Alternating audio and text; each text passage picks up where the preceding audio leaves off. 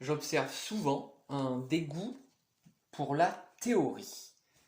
Parfois, les gens opposent la théorie à la pratique, comme s'il n'y avait pas de lien entre les deux, comme si la théorie n'avait pas pour but d'expliquer ou d'améliorer la pratique.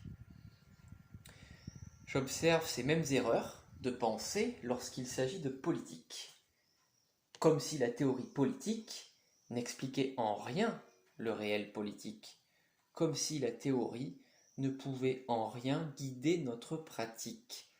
La théorie politique, selon certains de ses détracteurs, aurait plutôt pour effet de nous lobotomiser négativement.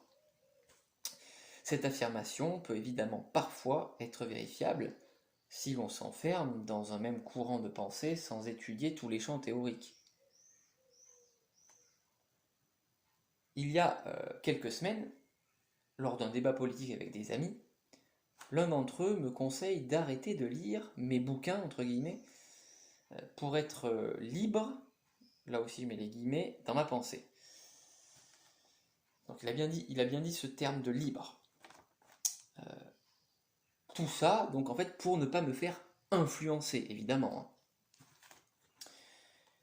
Donc là, certains y verront un anti-intellectualisme ridicule auquel il ne faut pas répondre. Ils auront probablement raison, mais j'estime qu'il est tout de même intéressant d'en dire un mot. Lorsque l'on commence à avoir un avis politique, celui-ci est traversé par le constat que l'on fait sur le monde et par nos intérêts personnels, si l'on a conscience de ses propres intérêts évidemment. Cela va nous construire ce que j'appelle ici notre idéologie.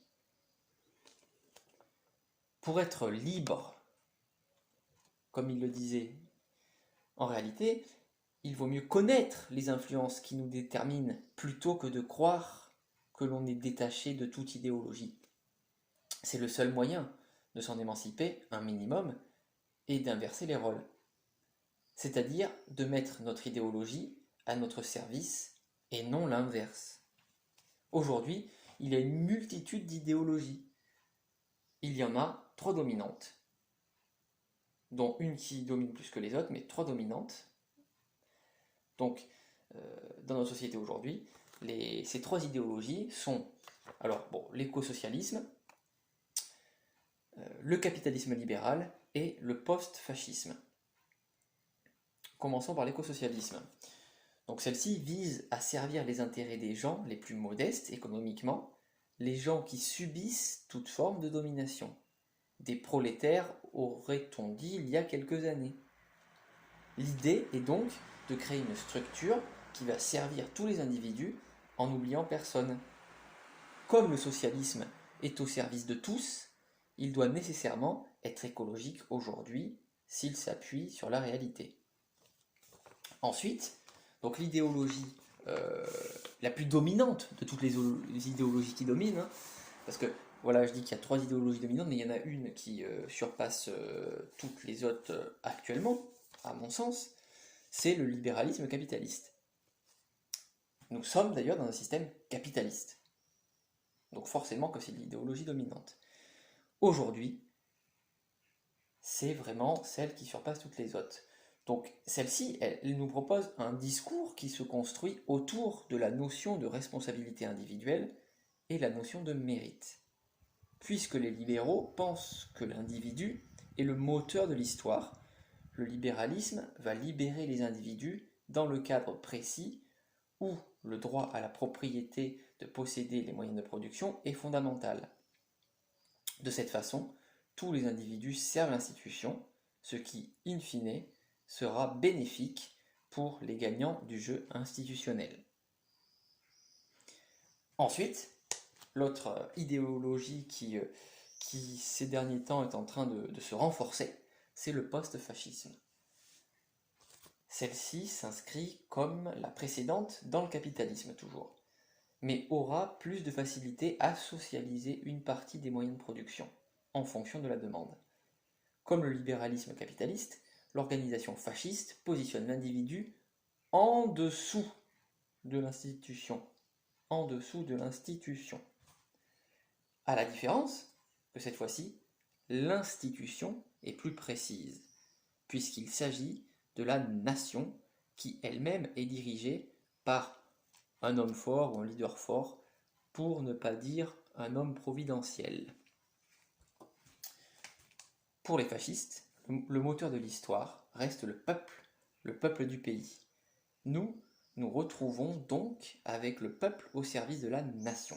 L'idée de mérite est moins légitime et va plutôt laisser place à l'amour de la tradition avec une hiérarchie construite plus par héritage. Donc, là je parle bien de l'idéologie post-fasciste, ça ne veut pas dire qu'on est dans un système post-fasciste, mais cette idéologie-là qui amènerait ce système-là avec des individus qui ont cette envie-là, en fait, est bien réelle. Donc, après ces trois idéologies-là, forcément, il y a de grandes chances que notre pensée personnelle soit influencée par au moins une de ces trois idéologies, vu que c'est les trois plus en vogue en ce moment. Pour ma part, par exemple, je suis plutôt socialiste. La raison principale vient de mon envie d'avoir plus de temps pour moi, de moins être soumis à mon emploi. J'ai donc tout intérêt à embrasser le post-socialisme. Pour en revenir à l'accusation de mon ami, je ne sais pas si c'était une accusation, mais vous l'aurez compris, donc le fait de lire des livres et de me renseigner sur le sujet me permet en réalité d'avoir conscience de l'idéologie la plus à même de me servir au lieu de me faire balader.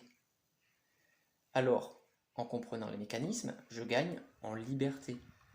Si je prends l'exemple de mes deux amis, de la fameuse discussion qui fut les prémices de ce texte, ils sont très proches l'un de l'autre idéologiquement.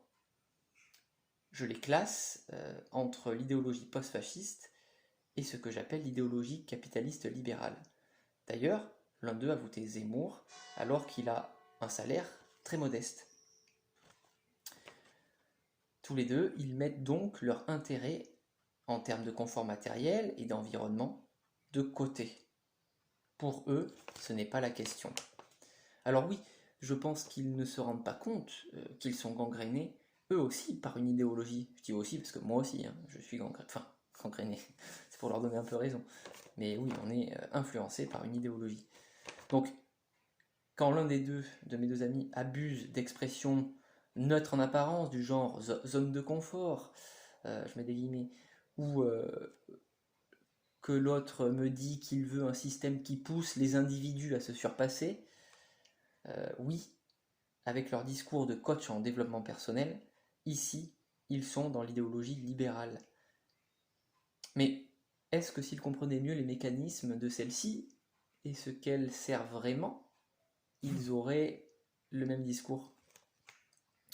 Ont-ils compris que la rationalisation de leur inconfort ou leur surpassement libéral n'allait pas les servir eux-mêmes en tant qu'individus, à moins d'arriver au sommet de la hiérarchie institutionnelle?